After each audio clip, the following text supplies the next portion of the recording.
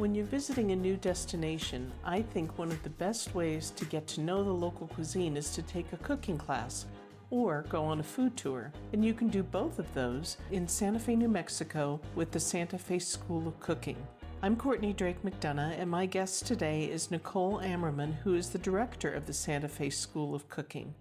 And I'm happy to be sitting down with her today in her office to learn about the history of the school, her role with it, what some of the classes are like, and mostly to find out really what is Santa Fe cuisine and New Mexico cuisine, and how does that get translated into the classes and the products she has and the food tours that she offers. Let's get started by talking about the history of the Santa Fe School of Cooking. Great. We opened in December 1989. I was still in college at the time with getting a business degree. And my mom, Susan, was having a midlife crisis because I was gone and my sister was getting ready to leave. And she made a list of things that were interesting to her. And her list was comprised of working on a ranch. She grew up on a ranch outside of Jackson Hole. So being a ranch hand, being a ski instructor, or opening a regional cooking school. My mom and dad loved to travel. And whenever they traveled, they would take cooking classes wherever they went because they thought it was a great way to get connected with the food, the culture, the people of the region. And that's where she came up with the idea for the Santa Fe School of Cooking. She was actually surprised there wasn't a cooking school here already because we have such a strong regional cuisine. And that was, December. And so we'll be celebrating 37 years this upcoming December. Wow. And we're recording this in 2026, just in case people are listening years from now, which I hope they will. So that's the history. What about, can you give us an overall description? Because I know there are many components to the school. Give us an overall description of it. Sure. Our foundation started with running cooking classes, obviously. Originally, Susan started with actually featuring some of the chefs from the different restaurants around town. Quickly found out that people were most interested in our regional cuisine, New Mexican food.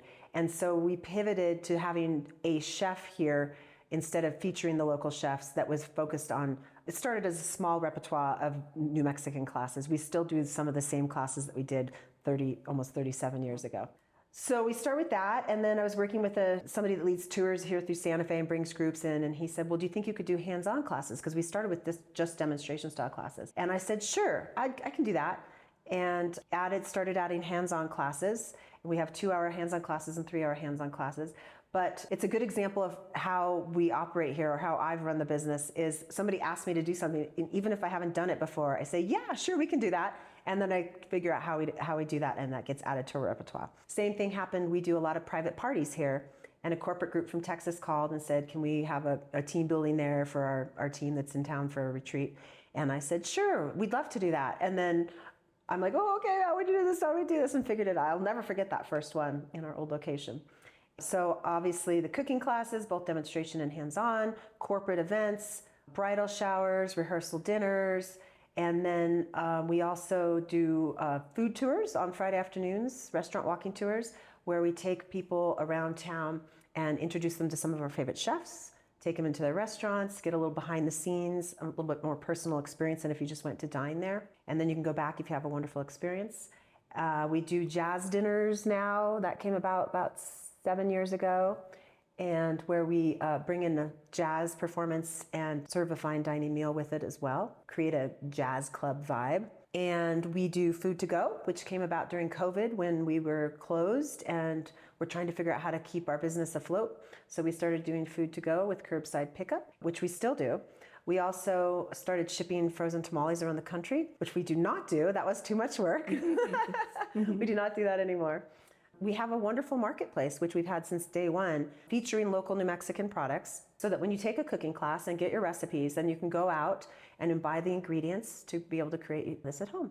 So I think that kind of covers the whole spectrum of what we do. I'm probably missing something. We do have a large mail order business too, where we ship these products from the store. So how has your job changed from when you were first working here to doing everything, I'm sure, today? I mean, honestly, back in the early days, we were a lot smaller. And so I worked the floor, and I still love to be out on the floor. I love talking to the people that come through the door.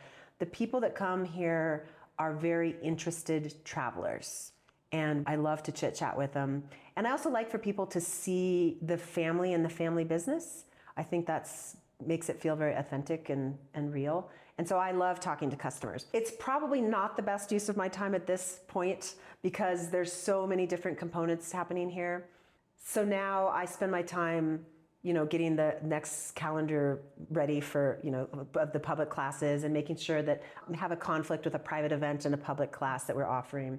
I just kind of oversee the big picture of things, and it's a lot. There's a lot of things going on, but I love it. Getting the restaurants on board for the restaurant walking tours, and some of my goals right now are, we used to do multi-day programs. We did 3-day Southwest culinary boot camps where people would come and really spend 3 full days learning about what makes New Mexican food so special and unique.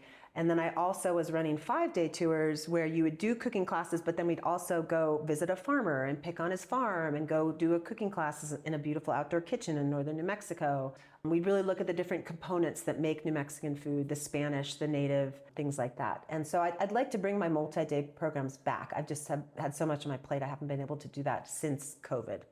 And then we're also getting ready to launch a whole new product line, which we can talk about too. But so I always have trying to keep my regular operations going, but I'm always thinking about the next things as well. You said that some of the classes you're offering now are the same ones you offered before. So can you give us examples of 3 classes, both from back then that you're still doing and maybe something that's a little bit new? Sure, no problem. So the first class we opened with, we call Traditional New Mexican 1, and it's red chili sauce, green chili sauce, enchiladas, corn tortillas, pinto beans, pozole, and bread pudding for dessert, capriotada. So that was our first class, and we still do that every month. It's one of our most popular classes. When you learn those things, it's sort of the building blocks that you can do different things with. Obviously, red and green chili sauce, you can do so many different things with. So that's one of our most popular classes. I'm always very cognizant of having a traditional New Mexican class offered every single week. Now we have 35 classes, and some of the newer classes would consist of like a smoked pork tenderloin with an apple piñon chutney and a red chili honey glaze with it. A savory corn flan is one of my favorite dishes that we do. Obviously, these are all newer things that we've brought along. And the way we come up with new ideas for our classes is we have a pool of chefs that work here. We still have one main, we have our chef de cuisine, Noe Cano. He's been with us for 28 years. Wow. And I really couldn't do this without him. I don't really have to worry about anything in the kitchen, which is wonderful. Because sometimes we'll have 4 events in a day. And you're still having to think about what's coming up, in the next few days as well. So he really takes care of that. And I just couldn't do it without him. But I don't really have to worry about the food part of things because the kitchens he's got that under control, and that's very helpful for me. Okay. So do all of your classes have multiple items in it that you make, or not necessarily? Yes. Okay. Most of our classes include a full meal at the end. Okay. The demonstration style classes, which is what the one I just described, Traditional New Mexican 1 is, it's kind of a show. So the chef talks about why we're talking about what we're talking about, why we grow what we grow here, how we're eating it, a little history of our food here, and then going through each recipe. The chefs are entertaining. It's meant to be not just educational, but entertaining as well. And then you end up with a full meal at the end.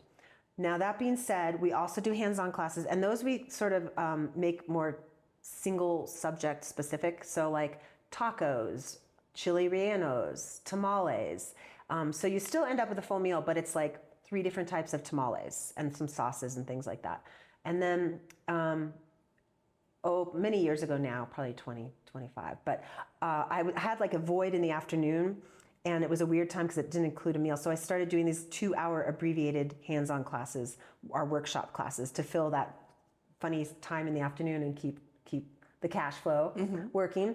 And so we, from 2 to 4, many afternoons, probably 3 or 4 afternoons a week, we do the workshops that just include tastings. So we'll do a green chili workshop where we'll roast and peel green chilies and make a green chili sauce from those chilies. We'll mix it up and maybe make a poblano green chili sauce, talk about what the difference between the poblano and the New Mexican green chili is. But those are really fun. People really like those. Those are always hands-on and with tastings. And we send little to-go containers with people too. So. And does everybody leave with a recipe or recipes? Yes, every class includes recipes. So, yeah. Okay, all right. Who's your customer typically? So I would say we are a tourist-based business. I mean, this is a lot of people visit Santa Fe. It's a popular tourist destination. So we do get a lot of visitors, a lot from Texas, Colorado, the states nearby. But we get people from all over the place, but we also really want to make sure we know that our locals we appreciate them and that we're here for them as well. And so in the winter, in January, February, March, we offer discounted classes for anybody who wants to come. It doesn't have to be a local, but we offer discounted classes in hopes that people, our local people will come in and take classes with us as well, including our visitors. That's available for anybody that's here during those times. So is winter typically winter is our slower season. I will say over the years, I would say that it's slightly less seasonal than it used to be. It used to be kind of January, February were pretty quiet, and that seems to be it's more robust than it used to be. But it's a very seasonal town. So. Oh, okay, all right. Now let's dive into really what comprises local cuisine, because that's what we're all about. So what is it? Is it certain ingredients, methods, the flavor profiles? A little bit of everything. Okay. So our cuisine here is based on the three sisters: corn, beans, and squash. That's what's always grown here. And you may have noticed while you're here that this is not a green belt. It's hard to grow things here. And so those are items that grow well, and they figured out how to grow them. The three corn, beans, and squash all sustain each other and provide something for those so that they can grow in this hard climate. And then, of course, the other really important item is chili. And we have done a very good job of growing excellent chili. The tough conditions, I think, add to the unique flavor. So if you think about it, California grows a lot of Anaheim chilies. It's a lot more fertile place. And basically, it's the terroir. So you can take, what grows here, if you could take the same chili seed and it's going to taste different if you grow it in California or New Mexico. And we figured out that our green chili and red chili, but red is the ripened version of green, it's a very unique flavor because of the growing conditions here in New Mexico. We do grow some chili in the northern part of the state. The bulk of the chili in New Mexico is grown in the southern part of the state. The Rio Grande River obviously flows through the whole state, but the conditions down there at the lower elevation, warm sunlight, is more conducive to growing the chilies. Okay. So is there a certain kind of chili or a variety? There's hundreds of varieties of New Mexican chilies. Wow. Yeah. So when you say green or red, you could begin, if you were ordering a green chili sauce, it could be made from a New Mexico Big Jim or a New Mexican 6-4. I mean, there's so many different varieties of chilies. They have different heat levels. They have a little different flavor profile. So you have to figure out what works for you. And we love sharing that with customers about, like, for example, you might like a milder variety of chili, but you like the flavor of whatever, something else. So you can play around with that and have the base of your sauce and then add in a few other peppers, something that you like the flavor of. And then red is the dried version of green. So when you visit the state, it comes out a little later in the season, and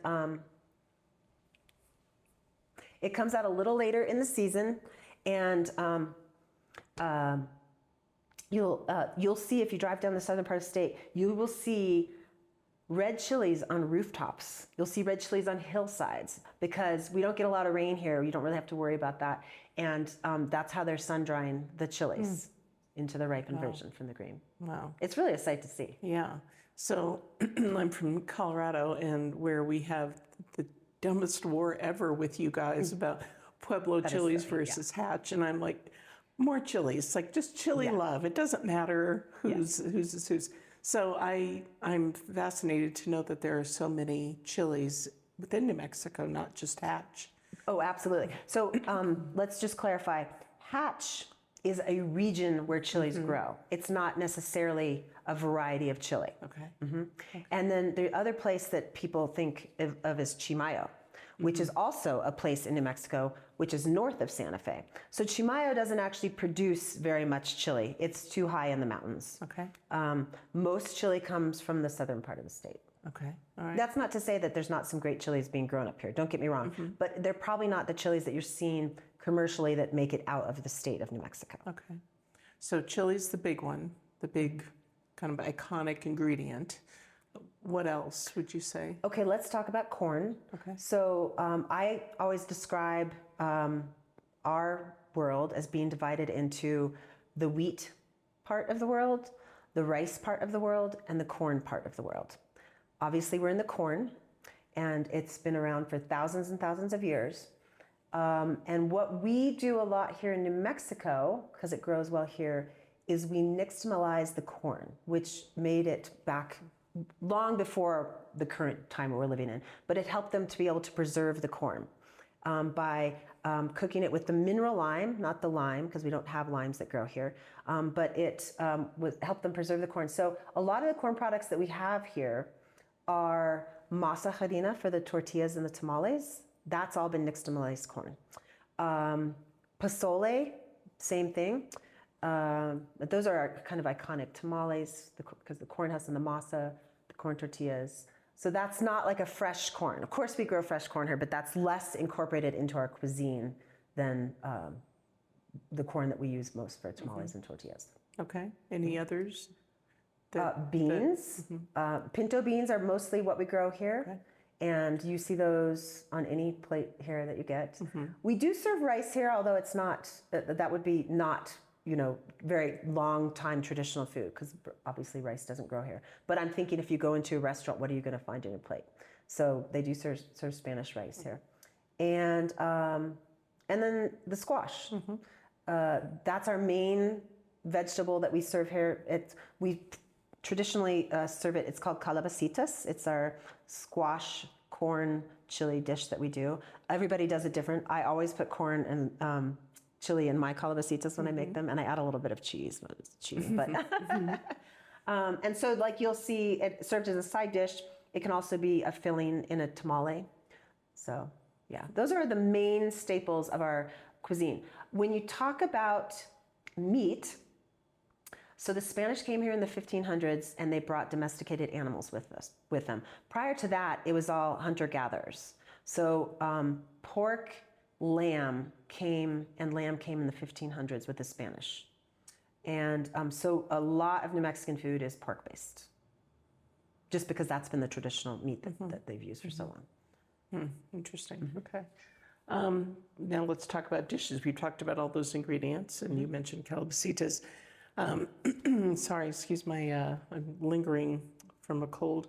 What dishes then are, when you come to Santa Fe, when you come to New Mexico, that just say, you're here? Right. You're absolutely here. Well, I know tamales are served lots of different places around the world, but tamales are really one of our staple items here. And we have 2 different hands-on tamales classes here, because there's so many ways you can do tamales.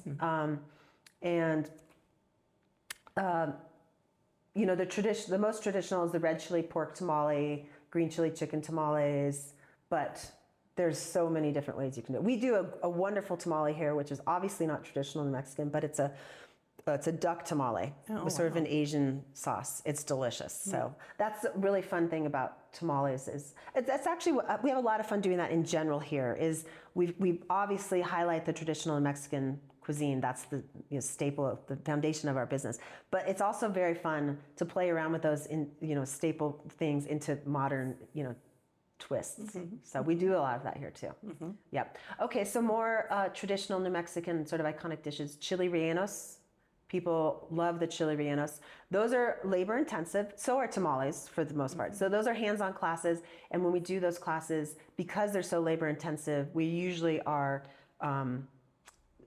breaking people into, they do different types of tamales, and then we share how you did that. And of course, then you all eat the different rellenos or tamales or whatever it is we're doing. So, yeah. And then of course the chili sauces, red and green chili, that we do in our first class. We do them in several different classes, but traditional New Mexican one, because once you learn those sauces, you can put it, I mean, I love green chili on hamburgers, and you can mix it in, and that's true. Actually, what you do when you make your tamale is you mix your green chili that you've made in with the meat that you want, or your calabacitas, and that becomes a complete dish in and of itself that you would use as a filling or however you want to use it. But those are the foundation of so many different things that you can do. Okay. And they're easy to do. You just want to make sure you get good quality chili. Okay. All right. So tamales, chili rellenos. And with the green chili, is it more traditional to have it with pork or for it to be vegetarian? I wouldn't say that it leans either way. Okay. Yeah. So, Okay. and once you learn those sauces, like my son only likes red chili, so he would have only red chili with everything. Okay. Yeah. Let's tell people what Christmas means. Okay, Christmas They need is, to know. I order everything Christmas. Christmas is, if you're at a restaurant and somebody says, would you like red or green chili with your burrito, for example, and you want to try both, you order it Christmas. So you'll get half red, half green chili. Okay. It's a great way to go. Yeah. And then you might decide you're a red chili person or you're a green chili person. I just find that at some restaurants, I think they do the red better and some do the green better. So I always order Christmas. And then maybe if I know for sure that I like it one way at that restaurant, I'll switch over to red, for example. So. What about non-main dish things? Like what's an example of a really authentic starter, maybe, or a side or dessert? Okay. We do a lot of flan here. Flan is a very popular New Mexico dessert. I think desserts kind of meld between cultures, I find. Desserts, it's hard for me to come... Oh, actually, forgive me. We have a very iconic dessert here. It's and it's actually our New Mexico state cookie. It's the bizcochito. It's made with anise seed and lard. Okay, if you don't want to use lard, you don't have to, but it's better with lard. Yeah. You'll notice the difference. And I've never seen a bizcochito served outside. I mean, maybe people are making it, but it's truly our pride and joy of New Mexico, as our bizcochitos. So we do bizcochitos here, and we also do those in our food to go. Yeah, that's definitely the most iconic dessert. And of course, we've talked about the calabacitas. Every time you order a New Mexico plate of food, it will have beans, either pinto, either whole beans or refried. Okay. Yeah. Okay. And always done from scratch. Well, I can't speak for other places. Yeah. I can speak for us that they're always done from scratch here.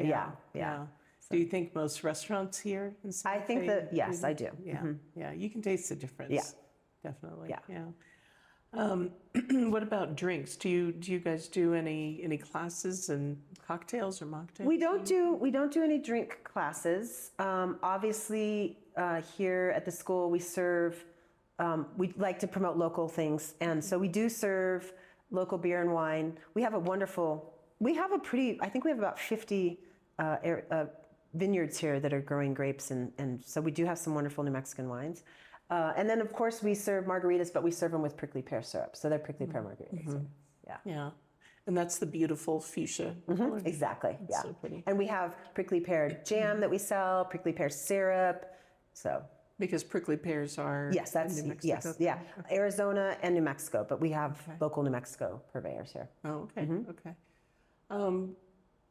For people who are visiting from other places and they take one of your classes, I know you said that they can go shopping in the marketplace afterwards. If they're like me and I try never to do a checked bag, which means that I can't always take all these wonderful things with me. Yeah. Would most people be able to find comparable ingredients where they live across the country? They might be able to find some, like some of the Mexican chilies that we use here. They might be able to find those in Mexican markets in their own towns. Those usually have a pretty good selection. I think it would be hard to find like New Mexican chilies, Hatch, Chimayo, some of the local, really truly local things. Pasole, I think, might be hard to find.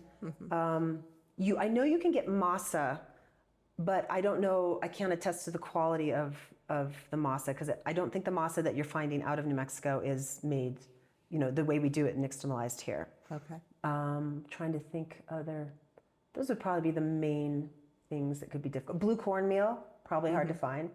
We actually do a lot of blue corn. Everything that you would see in white corn, we also can do in blue corn. So blue corn tamales, blue corn tortillas. I would say that you probably would not be able to find that out of the state. And actually one of our most unique ingredients that I have not even found in the southern part of New Mexico is a corn product. It's called a chico. And it's baby corn that's roasted in the traditional Horno ovens. And it's still real sweet. It's a young corn. And so you roast it, and we use it in a lot in soups. It's kind of got this wonderful sweet chewy to it. And so if you didn't want to add meat to something, it kind of makes it almost feel like you have a meaty texture in there. We make a wonderful green chili chicken chico soup here that I love. That is truly unique to New Mexico. You will not find a chico outside of New Mexico, I dare say. Okay. So, okay. Yeah. But you wouldn't be able to copy that at home, elsewhere. No, you'd have to substitute another corn product. Yeah. Okay. All right. Products, you touched on the products. How did that come to, before we talk about what some of your products are, how did it come to be that you even thought, let's make our own stuff? Well, we opened in 1989 with a market, just the way we have now, and we actually bagged our own things, the same stuff we were using in the class, we would do ourselves. And my dad would come home from work, and he would then go home and make the labels that we would, take down to work the next day and bag up the products. So we've done that from day one. And my mom, just back to the story of saying yes, somewhere in the first year, somebody said, "Oh, can I order this from you?" So she made a very, very simple little catalog that we'd put on the tables at that point. And, we're talking my mom and maybe three other employees. And so she added the mail order business in a very down-to-earth, homey way, which has grown into a huge part of our business now. And over the years, obviously we don't do it in-house anymore. And we have everything done at a professional facility with recipes that we've tested that are our recipes. And so, yeah, the market has been here from the beginning. Okay. Yeah. All right. What are a few examples of products? So we sell the New Mexican red chili powder is one of our best-selling items. We love chipotle and adobo, even though chipotles are Mexican chilies. We use chipotle and adobo a lot here. It adds that really wonderful smoky flavor to things, a little heat with a little smoke. And we've made our own chipotle and adobo for many, many years, from the early days, because we just found it was one of our favorite items to use. We have our own salsas that we do. We have a roasted tomato and a roasted tomatillo salsa. And, but we also like to sell just the single item ingredients so that you can recreate the recipes at home. So chilies all the way from the New Mexico ones to ancho, guajillo, chipotles, moritas, pasillas.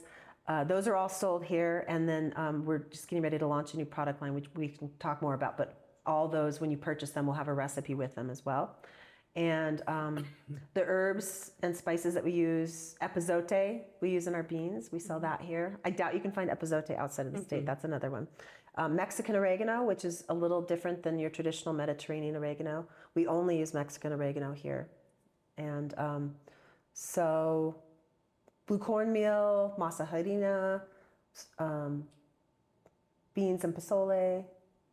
And so with the chilies, is it all only dried chili? Yeah, we don't sell any fresh ingredients Okay. here. Yeah, Okay. only dried. So we sell, most of the chilies we sell in the pod form and the powdered form.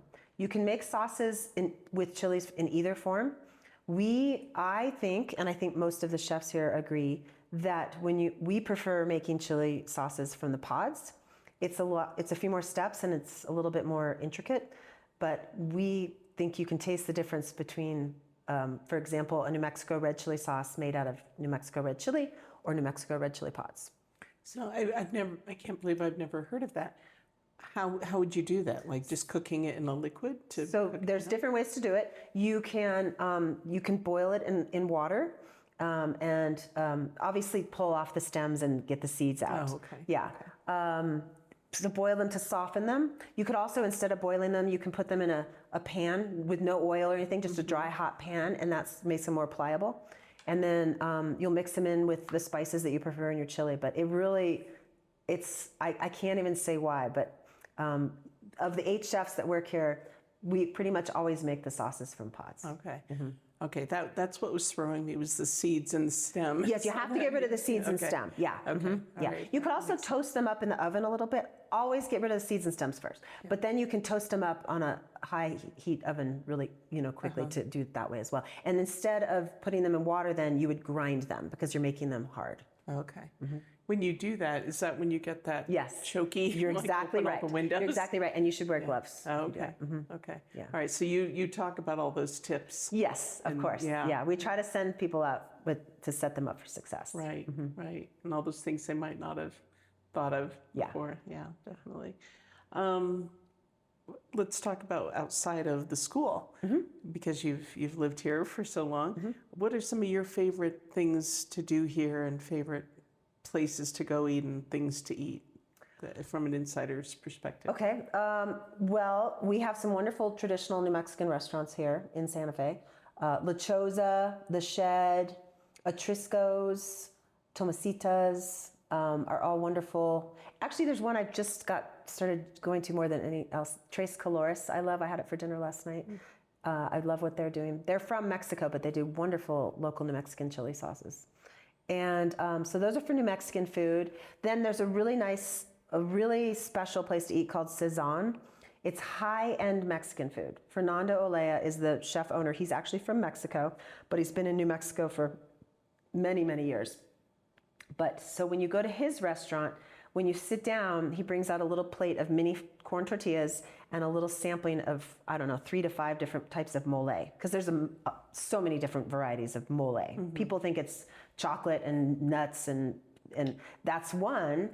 And that one can be done so many different ways, but there's so many different. So he'll bring out the moles. So you just try on the tortillas and see which one you like. And then you order your dinner, you pick your protein and the mole that was your favorite for your dinner. It's a really fun place, amazing food. And he won James Beard Best Chef of the Southwest, 3 years ago or something. So that's really special. And then we also have, wonderful, just people using the local ingredients, but not necessarily in a New Mexico featured way. But I love Horno, Horno. They do wonderful food that's just, there's fish on it and stuff like that, but it's really well done. Also, David Sellers, the chef, has been nominated for a James Beard Award.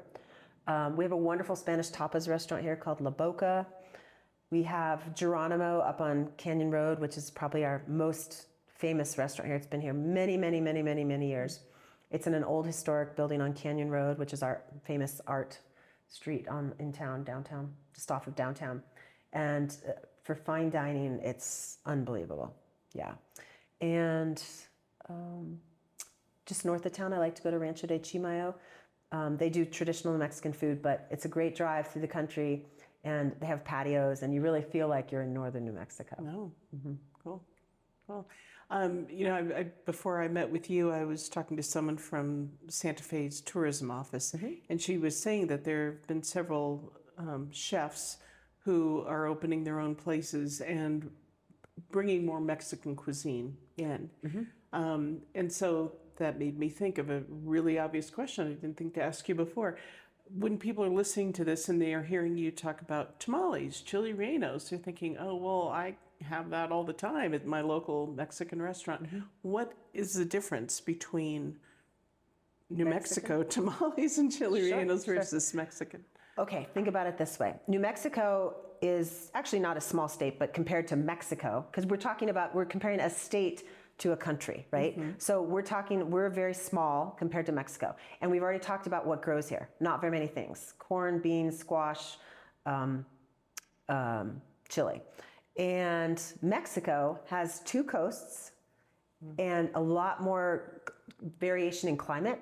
So they grow a lot of chilies. They grow a lot of variety of chilies. we grow a lot of, different flavor profiles, but of the same sort of base chili. Does that make sense? So they have a lot more to work with in Mexico than we have. So, and we love what they do. And a lot of it is seeped over, and there's a lot of infusion, there's a lot of fusion that goes on between the two different styles of cuisine. But the food we just don't have as much to work with as Mexico. So, there's a small number of very traditional New Mexican dishes, whereas there's a lot of things that people think of with Mexican cuisine. Okay. Does that make sense? Yeah, yeah. So what would some of those strictly New Mexican cuisine things be that you wouldn't? We've talked about that. The enchiladas, but done so differently than Mexican enchiladas, right? In fact, green, when you go to Mexico, when I've gone to Mexico and I order enchiladas with green, it's made with tomatillos, not chilies. But even like tacos, we don't have fish here. We're a landlocked place. So we don't really, you're going to see fish tacos here, but that is not New Mexican. Right. We don't have any fish here. So, and for example, in our tamales, we only use the corn masa. But in Mexico, they have more different ways to make their tamales. We use corn husks with our tamales, only corn husks. But in Mexico, you'll find them in the banana leaves. So, in addition to corn husks as well. But you just have more variety in Mexican food. Okay, all right. So how can people learn more about your classes, including online? So our web address is santafeschoolofcooking.com. And we're on Facebook, Instagram, TikTok, and we'd love to have people come take classes with us. Yeah. Now, how far in advance, like if someone's coming from out of town, they know they're visiting Santa Fe, how far in advance should they book a class? It just depends on the season. Our hands-on classes, we keep at 16 people, so those book up pretty early. I already have people calling, asking when I'm offering those in September, October, November. So any hands-on class, I'd sign up early. My restaurant walking tours, I also cap at 16 people, so I'd sign up for those early. The demonstrations, we can go bigger. I love the demonstration classes. I think we have so much interesting food history to share here, and we can do that easier in a demonstration style class. We aren't able to cover as much of that in a hands-on class. So people who are really into cooking, I recommend do one of each so you can see. And we have a lot of people come and take 4 or 5 classes when they're here if they're really foodies. Really? Yeah. So that's great. Yeah. That's what a wonderful way to really immerse yourself. In the cuisine. Yeah, we have a wonderful clientele here, so. Yeah, that's wonderful. Okay. Well, Nicole Ammerman, Director of the Santa Fe School of Cooking. I wanted to make sure I was getting the order correctly. It's been a pleasure. I've heard about you for years. We've run some of your recipes over the years, especially during the pandemic. You guys were kind enough to share a couple of recipes with us, and which I know people appreciated, but it's really fun to be able to come and talk to you and thank you so much for being here. Yeah, it's been great.